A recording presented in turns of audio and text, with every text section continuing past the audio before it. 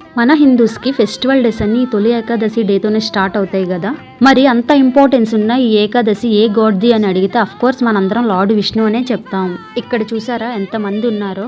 మిగతా common days లో temple ఎంత ఖాళీగా ఉంటుందో ఫెస్టివల్ డేస్ వచ్చిందంటే మాత్రం అంత రష్ ఉంటుంది. లాస్ట్ కి గర్భగుడిలో ఉన్న గాడ్ ఫేస్ ని చూద్దామన్నా కష్టమే, అందులోనూ నాలాంటి హైట్ అయితే మరీ కష్టం. ఏకాదశి దీనినే శయన ఏకాదశి కూడా అంటారు. మన లార్డ్ విష్ణు యోగ నిద్రలోకి వెళ్లేది ఈ డేతోనే కదా. అంతేకాకుండా ఏకాదశి అంటే 11 అని కూడా అర్థం.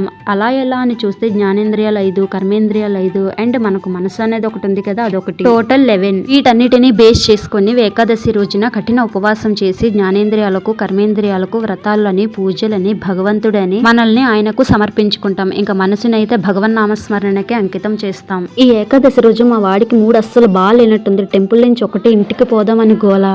ఫైనల్ గా ఒక్కటండి, మనకున్న ఈ బిజీ లైఫ్ లో బిజీ స్కెడ్యూల్ లో ఆ భగవంతుని కోసం మనస్ఫూర్తిగా డైలీ అట్లీస్ట్ 10 minutes టైం ఇచ్చినా చాలు.